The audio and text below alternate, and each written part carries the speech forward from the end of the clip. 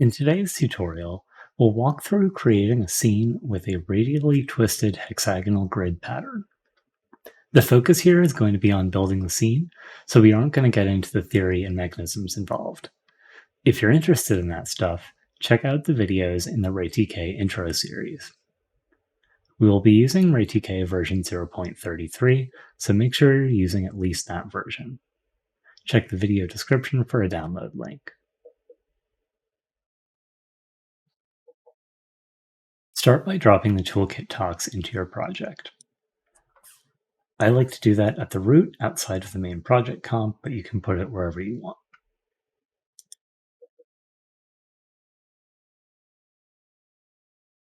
We'll start by setting up the renderer. Open the palette with the Alt-R shortcut and create a RayMarch Render 3D. Then create a null top connected to the first output so you can see the rendered image. With the renderer selected, open RayTK's Editor Tools menu with Alt-Shift-R. Under Add Camera, choose Look at Camera. Then on the camera, increase the FOV angle to 60 and set the position to 0, 0, and 9. Then select the renderer again and open the editor tools with Alt-Shift-R, and then under Add Light, choose Point Light. On the light, set the position to 0, 0, 10. We'll adjust the light position later on when we're refining the look. The surface that we'll be using will be based on 2D SDF that will extrude along the Z-axis.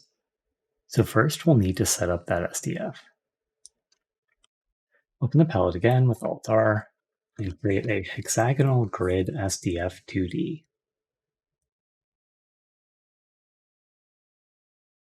To be able to see what this looks like, we'll add a 2D renderer. So with the hexagonal grid SDF selected, open the editor tools with Alt-Shift-R and choose Colorize 2D SDF. Then with the Colorize selected, open the menu again, Alt-Shift-R, and choose Add Render 2D. Then add a null connected to the first output so you can see the rendered image.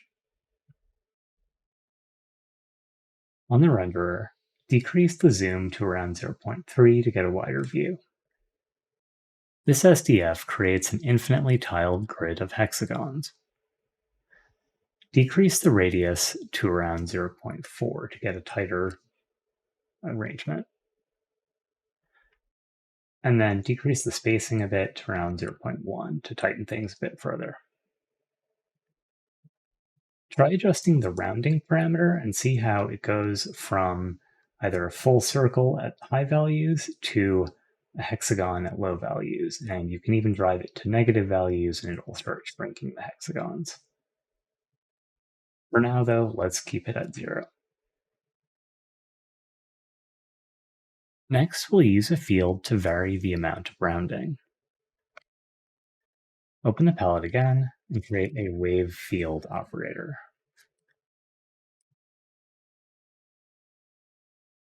And we're going to connect that to the rounding field input on the hexagonal grid SDF. Right now, it's using a sine wave along the x-axis. Instead, what we want is for it to come out of the center in a circular pattern. Change the axis to distance from origin. Then decrease the offset to around negative 0.2. Then increase the amplitude a bit to around 1.3. To spread the wave out a bit, increase the period to around 1.5. Try adjusting the phase and see how the pattern comes in and out from the center position. We'll animate this later on. Next, we'll jump back to the 3D world by extruding this 2D SDF. Now we're going to go back to the RayMarch view there. Open the palette with Alt-R and create an Extrude operator, and insert that between the 2D SDF and the RayMarsh renderer. This produces a grid of hexagonal columns facing the camera, with some variation in the shapes based on the waves that we added earlier. Increase the height of it to around 0.5. What we have now looks a bit flat, so we'll use fields to taper the columns so they're larger at the back and smaller in the front. Create a round operator and insert that between the SDF and the extrude. Try adjusting the amount parameter and see how it grows or shrinks the columns. What we want is to use a different amount of rounding depending on how far the 2D cross-section is along the extrusion on the Z-axis. We'll do that using a variable from the extrude. So select the extrude operator and open the editor tools with Alt-Shift-R.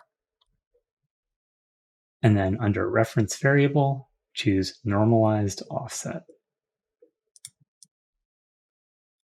This gives us a field that produces a value of 0 at the back and 1 at the front. Create a step field and connect the variable reference to its coordinate input. Then connect it to the amount input on the round operator. This allows us to specify one value for the front and another for the back. So decrease the first part of the high value all the way down to around negative 0.2. That value is used for the front part. Then for the first part of the low value, increase that a little bit to around 0.02. Now the shapes are wider at the back than in the front, but there are a lot of render glitches, and that's happening because the value is changing too much in too short of a distance. On the step field, switch on blending, and then increase the blend amount to around 0.5. That gives us a nice smooth transition between the front area and the back area, where it kind of tapers out. Next, increase the edge to around 0.5. This moves the point where it transitions from the two sides closer to us along that extrusion axis. This might be interesting to vary with a field, but we aren't going to cover that in this video. Next, we'll apply twisting to the grid as a whole. Rather than just twisting around a single axis, we'll split space into 6 different radial slices, and in each one, we'll rotate around a point within that slice. We'll do it using a new operator in RayTK 0.33 called nearest ring point field. First, let's create a rotate operator, and we're going to insert that after the extrude before the renderer.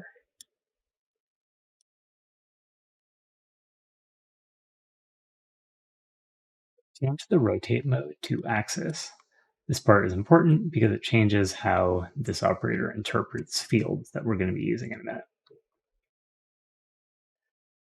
Change the axis to 0, 0, and 1. So now it's rotating around the z-axis. And you can see that by adjusting the rotate parameter. Now switch on the use pivot setting and set the pivot to maybe 1 on the x-axis. So now if you rotate, you'll see how it's rotating around a point that's off to the side there. So let's go back to a setting of 0 for that. We're going to use a field to produce different pivot points for different areas of the scene. Open the palette and create a nearest ring point field operator. and connect it to the pivot input on the rotate operator. Now we're going to get an error here, and that's because this field is currently set to produce just a single number, and the pivot is expecting a vector with a position on all three axes. Before we fix this issue, let's take a look at what this field is currently producing. So let's connect it up to the render 2D that we used earlier to visualize the SDF. This field divides space into some number of slices around an axis. Within each slice, it defines a point, some distance from the center. It then produces different types of information about that point in the current slice. Currently, it's showing the distance to the point. So it's 0 right at the center of the point and then increases as it gets further away from that position. Change the format parameter to absolute position. This gives us the x, y, and z coordinates of the point within each slice. Because the point that's used within each slice is the same regardless of where you are in that slice, it's going to be the same value, the same coordinates within each slice, everywhere within that slice. Change the format to vector, and this will give us the direction and distance of every position to the closest point. Change the format back to absolute position. And we can connect our 2D renderer back to colorize if you want, but we aren't going to be going back to that. So we're going to be using the coordinates that this produces as the rotation pivots. Now go to the rotate and try adjusting the rotate parameter and see how each one is rotating a little bit differently. Before we continue though, let's make some adjustments on the field. So we're going to reduce the number of points to 6 and then increase the radius up to 2. So now let's go back to the rotate and try rotating, and you can see how each slice is rotating around a position that's a distance of 2 from the center.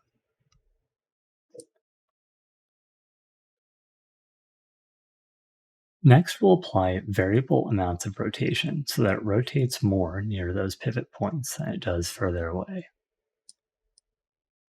We can do this using the same field that's providing the pivot points. Even though it's currently outputting the point positions, it also sets aside other information that we can access through variables. So with the nearest ring point field selected, open the Editor Tools menu with Alt-Shift-R, and then under Reference Variable, we're going to choose Distance. This gives us a field equivalent to what we were getting initially out of this when the format here was set to distance.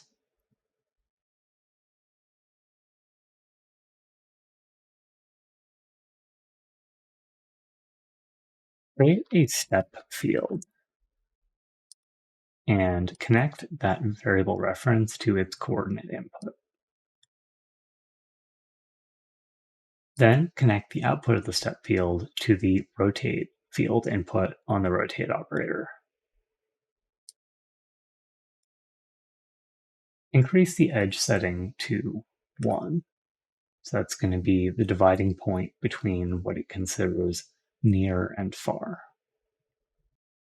Set the first part of the high value, this is the amount of rotation outside that range, down to 0.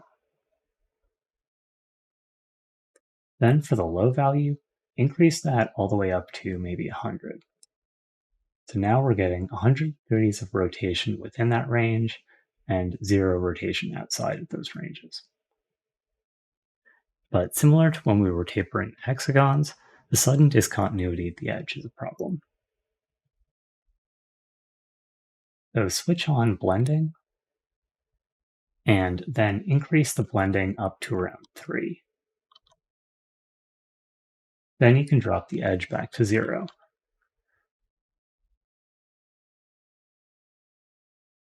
So this gives us a gradation from maximum rotation right at the point, and then immediately starts tapering down to 0 rotation within a range of 3. Now, within each slice, the rotation seems like it's doing the right thing. It's rotating more in some spots and others, and it's kind of the right appropriate layout. But there are issues at the boundaries of these slices because there's a sudden transition from rotating around one point versus rotating around a different point just a few pixels away from that. One option would be to reduce the edge or blending on the step field, or move the ring points outward so that the rotation doesn't touch those edges. But that significantly limits how much twisting we can apply. Instead, we'll flip the direction of every other slice. We want to take the values that are coming out of the step field and multiply them by either positive or negative 1 for alternating slices. First, we'll access information about which slice we're in, and we're going to do that using a variable that comes off of the ring field here. So select that operator and open the editor tools with Alt-Shift-R, and go down to the reference variable menu.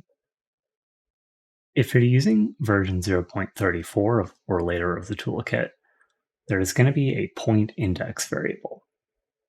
If it's there, use that. This produces values counting up by 1 for each slice. So that would be 0, 1, 2, 3, 4, 5, all the way up to 1 minus the number of points. If not, instead, use the nearest angle option.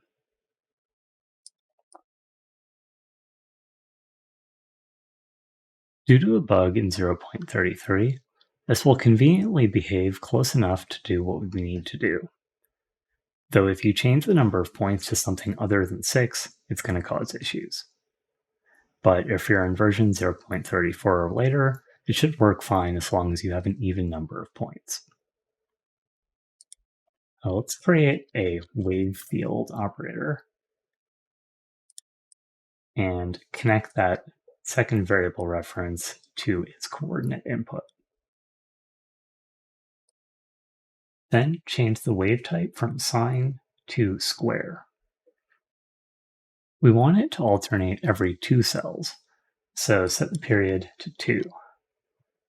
And then to get the values to line up properly, increase the phase to 0.25. This moves the wave a little bit so that the indices sit in the middle of the top and the bottom parts of the wave and not on the edges. The square wave gives us alternating values of 1 and negative 1. So now we just need to multiply that with the step field. So select both the step field and the wave field and open the editor tools with Alt-Shift-R. And then under Combine Fields, choose Multiply. Then connect this new Combine Fields operator to the rotate input on the rotate operator. Now go to the step field and try adjusting the first part of the low value, and this is the maximum amount of rotation that gets applied. And you'll see how each slice is rotating in opposite directions. So they line up a little bit better at the division points between them. I'm going to leave this at 100 for now. This might be good to animate with an LFO or something, but we aren't going to cover that in this video. We have one more transformation to apply to the surface before we move on to materials and animation. We're going to create ripples of motion towards and away from the camera coming out from the center. One option would be to add a translate operator here after the extrude and use a wave to drive that. But the extrude operator provides an offset input that does exactly what we need. So we don't need to create a separate translate operator for that. On the extrude, try adjusting the offset and see how it moves forward and away from the camera. As you do that, though, you're going to notice that it's somehow affecting the rotation. It's doing that because the nearest ring point field is calculating the distance values on all three axes, including the z-axis. That means that we're producing a different amount of rotation depending on how far we are along the z-axis. It isn't by a lot, but it's enough that you can notice it there if you're adjusting this offset. Now, we could fix that by using the field's vector variable instead of the distance, and then using a vector to float to get the length of just the x and the y parts. But this produces an interesting effect, so we might as well just keep it as it is. Create a wave field and connect that to the offset input on the extrude. Decrease the amplitude to around 0.5 and increase the period up to maybe 4 to spread it out a bit. Now try adjusting the phase parameter, and you'll see how it is kind of moving sort of along the x-axis. To make that a little bit more clear, we can go over to the rotate that's doing the twisting and just switch that off momentarily. And now if we go to our wave on the extrude, we'll see how it's moving across on the x-axis. So what we want, though, is for waves to come out of the center. So to do that, one option here would be to use distance from origin. But this is actually going to run into the same issue that we had with the rotate.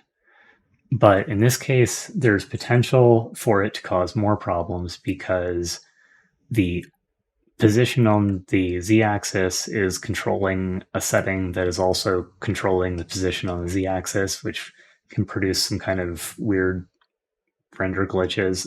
At the current settings, it doesn't seem to be doing it a whole lot, but if you increase, you might get some strange behavior there. So instead, we can have it use only the x and the y axes for this. So basically doing what we would need to do on the twist to fix it, but in this case, it's a little bit more relevant and useful.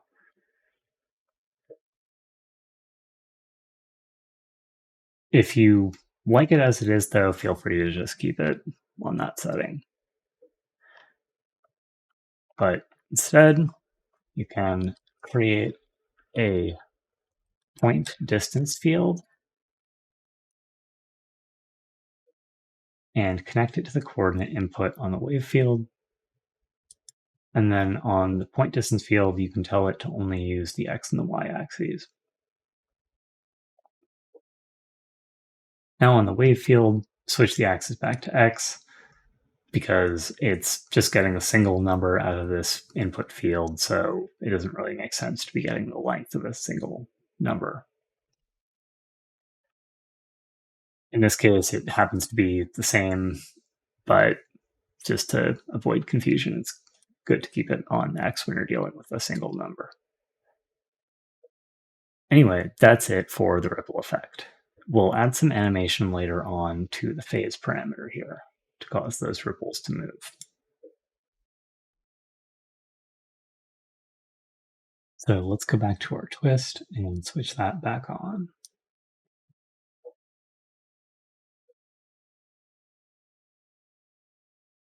Now, because the extrude is happening before that twisting, the motion of the waves here isn't just a circle that's coming out of the center, it gets included in the distortion of the twisting, which gives it a nice effect.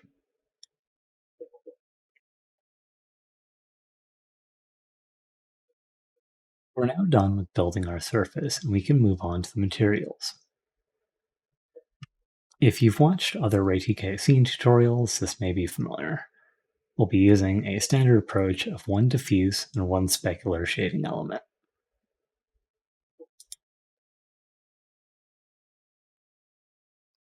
Create a modular mount and insert that between the rotate and our renderer.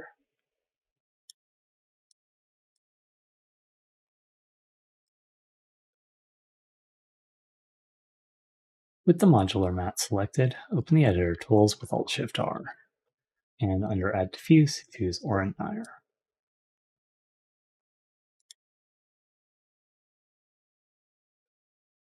You can also try other methods if you want, to Lambert or Burley. Select the modular mat again, and open the Tools menu again, and now under Specular, choose GGX. Again, you can try out the other methods if you want, but keep in mind there are some bugs in some of these in some versions of the toolkit, so you may get some strange results.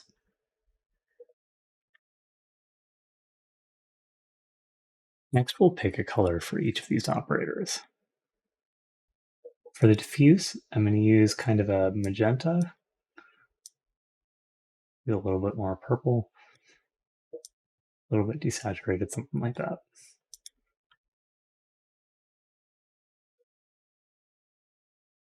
And then for the specular, I'm going to use kind of an orangey yellow.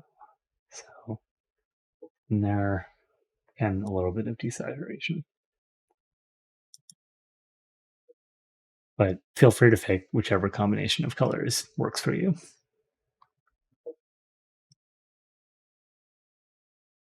Right now, things kind of look a bit dull though, and a lot of that is because of the position of the light. So let's go to the point light and try moving it around and see how at different positions we get more variation of the shading.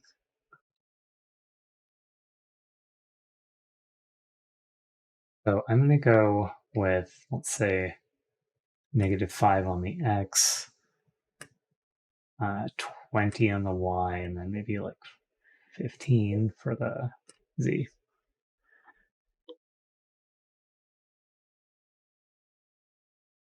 Next, we'll dial in the other settings on the diffuse and specular shading. So go to the diffuse control and increase the roughness a bit to maybe around 0.7 or so.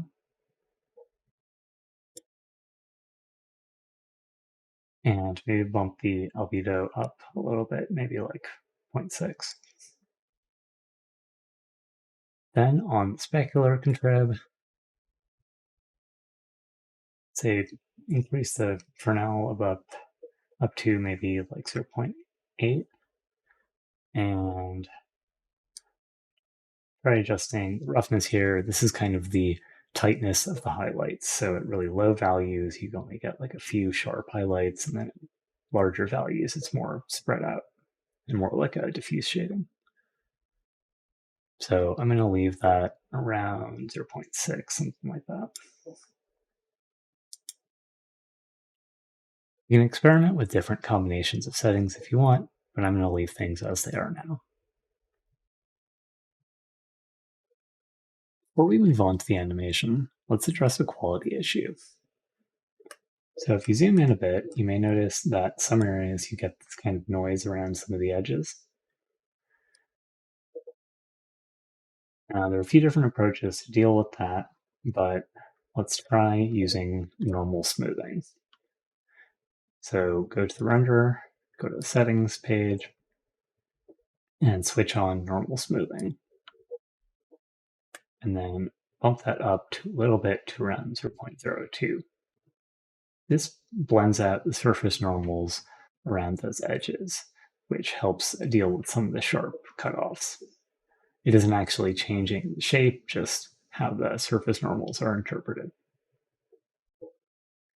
This approach doesn't work in all situations, but it seems to do the trick here, so we'll just leave it at that. The last part is to add animation. We're going to do that in two places. So first, let's go to the wave field that's controlling the rounding on our hexagonal grid. And we're going to select that operator and open the editor tools with Alt-Shift-R, and then under Animate with Speed, choose Phase.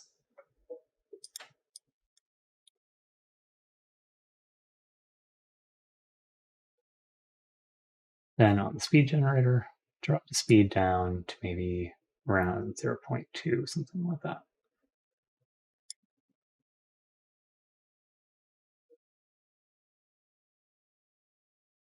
Next, go over to the wave field that's driving the offset on our extrude to control those ripples.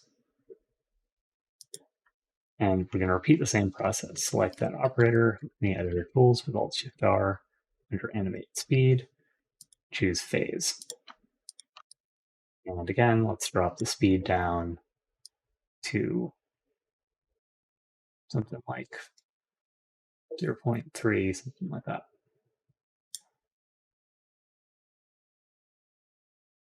And that's it for today. To recap, we're using a 2D hexagonal grid SDF with a wave that's varying the rounding of the hexagons. Then we are extruding that along the z-axis to bring it into 3D, and we're applying variable amount of rounding for the extrude using the extrude offset position so that the back part of each hexagon is wider than the front part. Then on the extrude, we're also using a wave field to change the offset to push the whole shape forward or backwards. Then we're applying rotation, and we're using the nearest ring point field to split space into slices and produce information about a point within each slice. These points are used as pivots for the rotation, and the distance is used to apply more rotation closer to the point and less further away. Then we're using other information from the ring points to drive a square wave, which is flipping alternating cells so that they rotate in opposite directions. So that it improves the discontinuities between them. Then we're applying a modular material with some diffuse and specular shading. And finally, we're rendering it out. Some potential next steps would be to try feeding in two different 2D SDFs. Or you could insert an invert operator between the SDF and the round, or maybe after the round, to give it only the outlines of the hexagon or something like that. Or you can use an onion operator, which would do something a little bit similar but give you more control over the outlines.